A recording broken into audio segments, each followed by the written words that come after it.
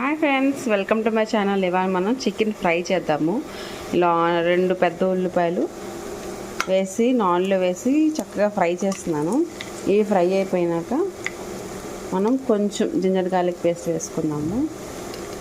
ఎందుకంటే నేను already మ్యారినేషన్లో 1 table spoon చికెన్లో 1 tablespoon ginger garlic paste వేసి నైట్ అంతా మ్యారినేట్ చేసి ఉంచాను. చూపిస్తాను, ఇదిగోండి. ఇందులో మొత్తం ఉప్పు, కారం, పసుపు, ధనియాల పొడి, జీలకర్ర పొడి, గరం మసాలా అన్నీ వేసి నైట్ అంతా మ్యారినేట్ చేసి ఉంచానండి. ఇప్పుడు ఈ చికెన్ని చక్కగా ఆయిల్ చూడండి కొంచెం ఎక్కువ వేసాను, ఇవాళ ఫ్రై చేద్దాం అనుకుంటున్నాను. సో ఇందులో ఇవి చక్కగా గోల్డెన్ బ్రౌన్ కలర్కి వచ్చిన తర్వాత మనం చికెన్ వేసేద్దాం.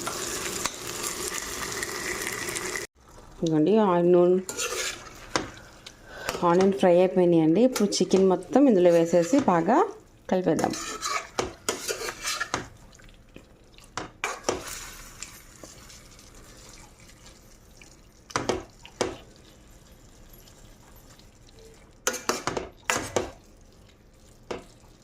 ఇప్పుడు దీన్ని సిమ్లో ఉంచేసి ఇవాళ మనం ఫ్రై చేయబోతున్నాము. చాలా సింపుల్గా చేసుకోవచ్చు.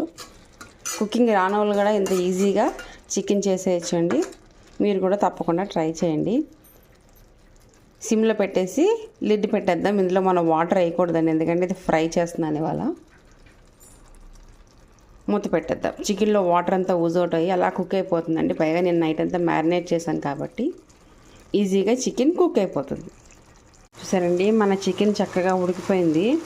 ఇప్పుడు ఇందులో కొంచెం పుదీనా వేసాను ఫ్రెష్గా, అండ్ కొంచెం కరివేపాకు ఫ్లేవర్ చాలా నచ్చుతుందండి నాకైతే.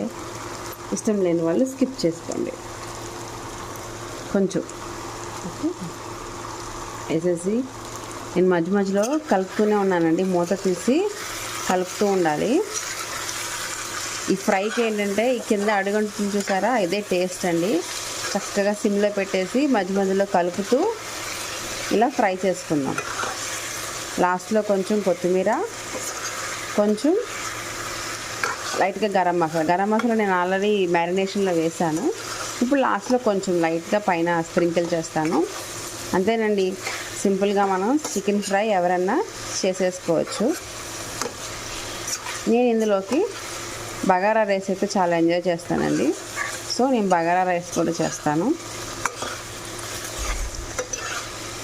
ఇంకొంచెం ఆ ఫ్లేవర్స్ అన్నీ పట్టడానికి కొంచెం సిమ్లో పెట్టేసి కాసేపు ఇంకొంచెం టైం పడుతుంది. సిమ్లో పెట్టేద్దాం. చికెన్ అయితే చక్కగా ఫ్రై అయిపోయిందండి. ముక్క కూడా చాలా మెత్తగా ఉడికిపోయింది. ఇప్పుడు కొరియాండర్ వేసానండి, కొత్తిమీర వేసేసాను. చక్కగా కలిపేసి ఇప్పుడు ఇందులో మనం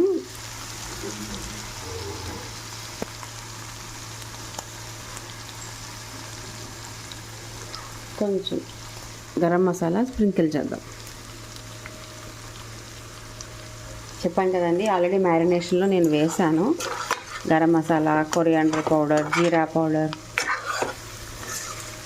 అన్నీ కొంచెం వేసి మ్యారినేట్ చేసి పెట్టేసుకున్నాను.